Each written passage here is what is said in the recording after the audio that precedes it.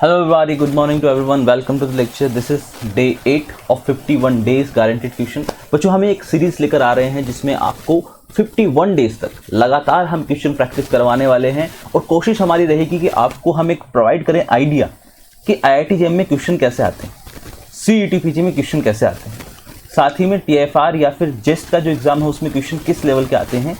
एक आइडिया रहेगा, एक कोशिश रहेगी कि आपको वो क्वेश्चंस उस लेवल के कैसे क्वेश्चंस आ सकते हैं उसका एक आइडिया दिया जाए।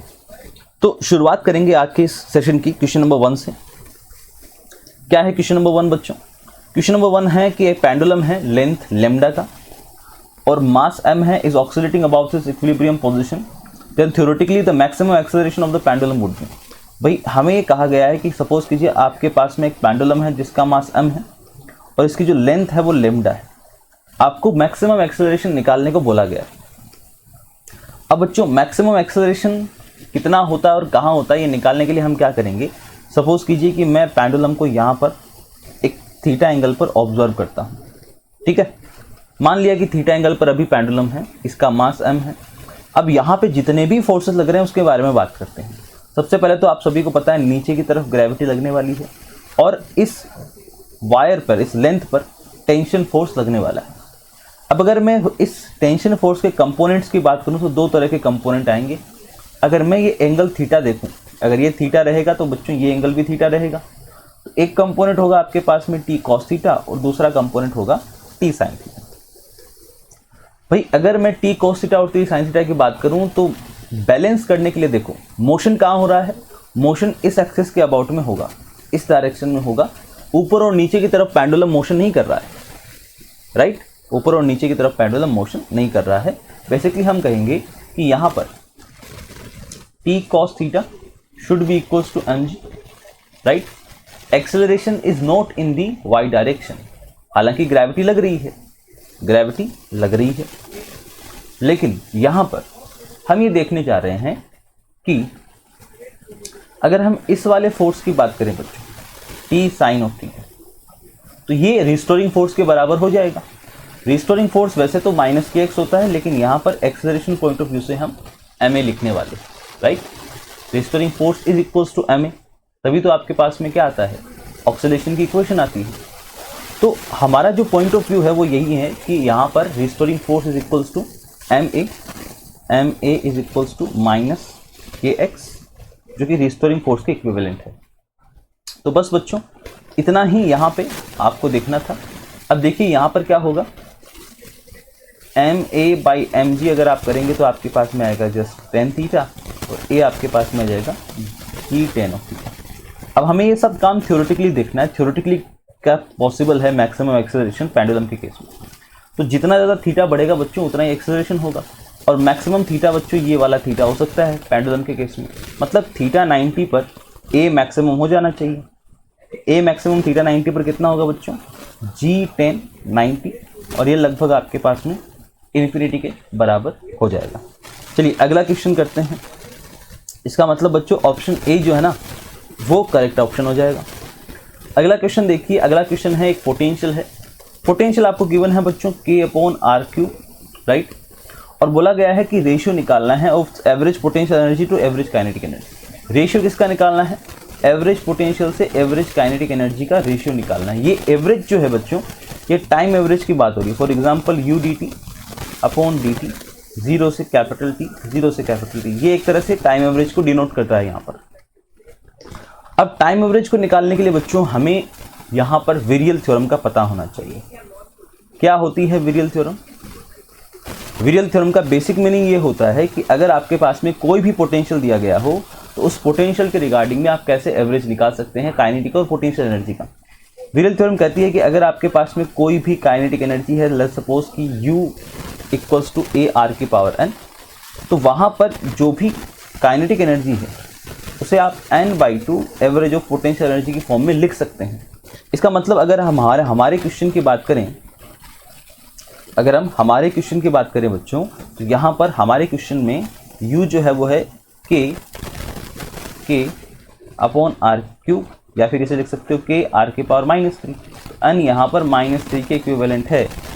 एवरेज ऑफ काइनेटिक एनर्जी क्या हो जाएगी, -3/2 एवरेज ऑफ पोटेंशियल एनर्जी। और हमें निकालना क्या था, average of you and average of के का रेशियो हो जाएगा बच्चों कितना, -2/3। कितना हो जाएगा, -2/3। मीन्स ऑप्शन नंबर ए आपका क्या हो जाएगा बच्चों, करेक्ट हो जाएगा। आपको सिर्फ जानने की जरूरत है कि विरियल थ्योरम क्या होती है। बच्चों अगर आप IIT JEM और CUET PG की तैयारी कर रहे हैं तो मैं बता दूं आपको, हम एक नया कोर्स लेकर आ रहे हैं, राइट।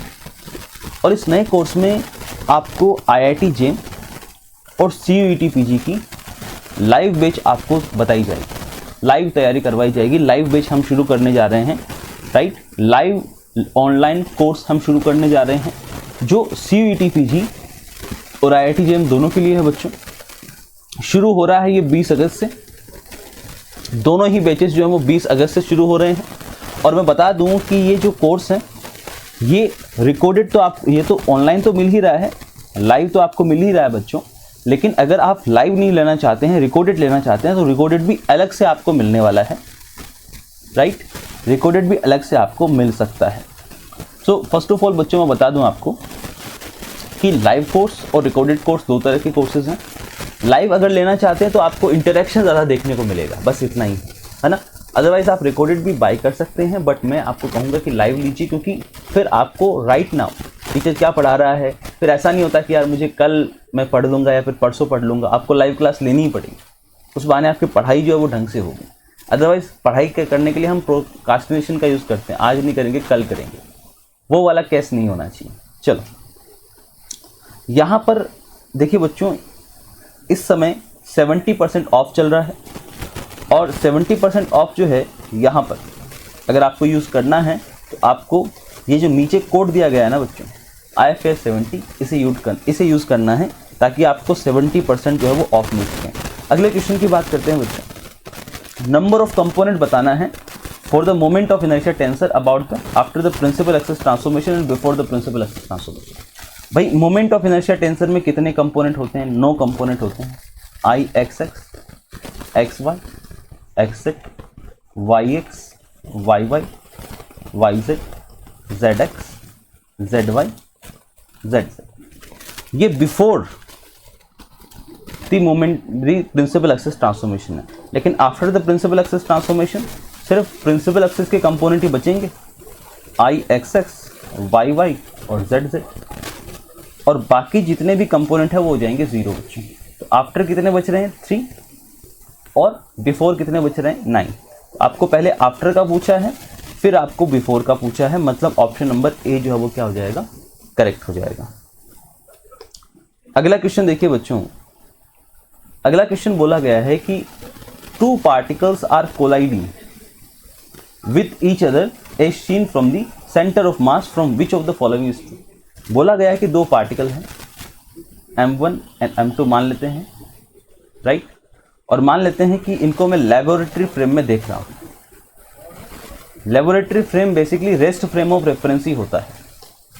मान लीजिए इसका जो वेक्टर है वो है R1, इसका जो वेक्टर है वो है R2। पोजीशन वेक्टर की मैं बात कर रहा हूँ। और सपोज कीजिए कहीं बीच में आपका सेंटर ऑफ मास है और इसका जो वेक्टर है वो है RCM, राइट। अब हमें क्या करना है, आप सभी को पता है कि सेंटर ऑफ मास को आप कैसे लिखते हो, M1 R1 vector, M2 R2 vector plus M1 plus M2। अब अगर मैं सेंटर ऑफ मास फ्रेम में जाके बात करूं, मैं मान लूं कि मैं इस फ्रेम में जाके बात कर रहा हूं जो कि क्या है, सेंटर ऑफ मास फ्रेम है, तो मुझे पता है खुद के फ्रेम में ये वाला जो पोजीशन है वो ओरिजिन होने वाला है। तो RCM जो है वो ओरिजिन हो जाएगा सेंटर ऑफ मास फ्रेम में। In centre of mass frame RCM क्या हो जाएगा बच्चों, ओरिजिन हो जाएगा, मतलब 0 0 और 0 की तरह एक्ट करेगा। इसका मतलब ये जो ऊपर वाला यहाँ पर न्यूमरेटर है वो न्यूमरेटर भी क्या हो जाएगा, फिर 0 0 0 होना पड़ेगा। तो अगर 2 पार्टिकल की कंडीशन है बच्चों, तो 2 पार्टिकल की कंडीशन में ये वाली कंडीशन आने वाली है। मान लेते हैं कि n पार्टिकल है। n पार्टिकल के लिए क्या होगा बच्चों, n पार्टिकल के लिए होगा भाई, अगर मैं 2 पार्टिकल के लिए लिख सकता हूँ I = 1 to 2 MIRI बराबर 0। n पार्टिकल के लिए लिखूंगा बच्चों I = 1 to n MIRI = 0। मतलब ये जो टोटल क्वांटिटी है वो 0 होनी चाहिए। This is called momenta. ये मोमेंटा ही तो है, मोमेंटा इन लैब फ्रेम, क्योंकि कोऑर्डिनेट किसके यूज हुए हैं, लैब फ्रेम के। R1 और R2 लैब फ्रेम के कोऑर्डिनेट हैं, तो total momenta in lab frame is goes to 0। अगर हम इसे ऑब्जर्व कहां से करें, in centre of mass frame, मतलब लैब फ्रेम का total momenta centre of mass frame में जाते ही क्या हो जाता है, 0 हो जाता है। अच्छी बात है कि नहीं है।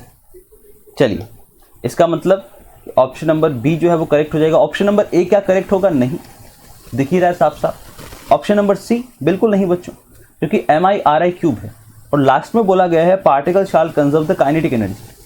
तो पार्टिकल क्या काइनेटिक एनर्जी कंजर्व करते तो हैं, किस में करते हैं, इलास्टिक कोलिजन में। और हमें इलास्टिक कोलिजन यहाँ पे नहीं दिया गया, हमें नहीं बोला गया कि इलास्टिक कोलिजन है, हमें इतना ही बोला गया है कि कोलिजन है।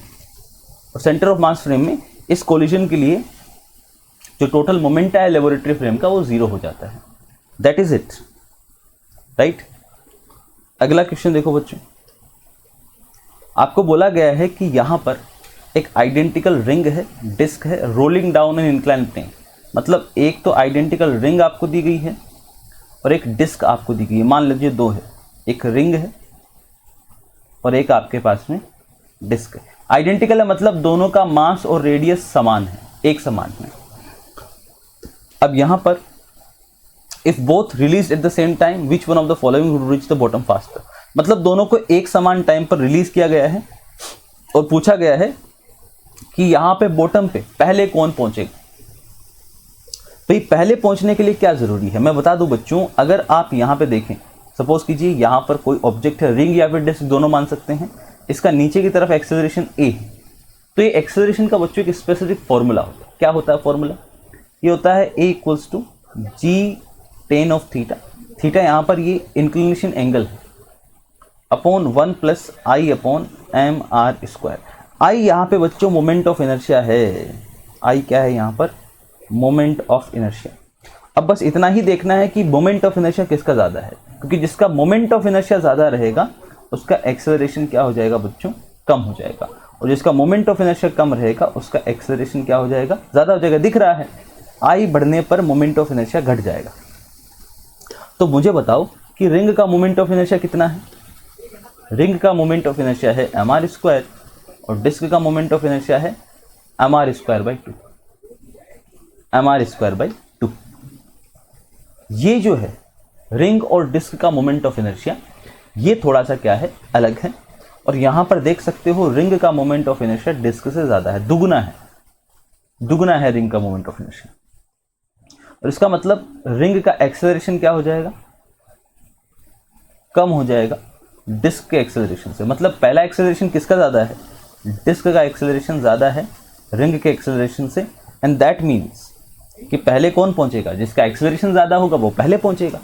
मतलब ये जो है डिस्क ये पहले पहुंच जाएगा और रिंग आपके पास में बाद में पहुंचेगा।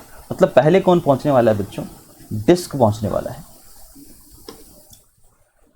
आई होप बच्चों आपको सभी क्वेश्चन समझ में आए हैं, राइट। और इसी के साथ में मैं बता दूं कि जो प्राइस मैंने पहले बोली थी आपको, मैंने कहा था कि हम लाइव कोर्स शुरू करने वाले हैं। रक्षाबंधन का जो स्पेशल ऑफर है बच्चों, इस ऑफर में अगर आप रिकॉर्डेड कोर्स बैच बाई कर रहे हैं, सपोज कीजिए आप IIT JEM या फिर CUET PG का रिकॉर्डेड कोर्स जो है वो बाई कर रहे हैं, तो वो कोर्स जो बच्चों है वो आपको मिलने वाला है 3000 रुपीज़ में, मतलब 299 रुपीज़ में। लेकिन साथ में अगर आप IIT JEM और CUET PG का लाइव कोर्स बच्चों बाई कर रहे हैं तो वो मिलने वाला है ओनली 3999 रुपीज़ में। काफ़ी अफोर्डेबल प्राइस है बच्चों। और ये जो बैच स्टार्ट होने वाला है ये 20 अगस्त को ही होने वाला है। मतलब कि बैच स्टार्ट हो चुका है, तो जाइए और रजिस्ट्रेशन कीजिए और जल्दी से इस बैच में अपने आप को इनरोल करने की कोशिश कीजिए। बच्चों एक इंपॉर्टेंट बात बता दूं कि अगर आप बैच में रजिस्ट्रेशन कर रहे हैं तो इस कोड का इस्तेमाल ज़रूर कीजिएगा, जो है इंडिया कूपन कोड। इंडिया जो है उस वर्ड का इस्तेमाल कीजिएगा कूपन कोड में और आपको उसमें भारी डिस्काउंट मिल जाएगा, ठीक है। So thank you very much everyone. I hope कि आपको समझ में आया है। Thank you very much and happy learning to all of.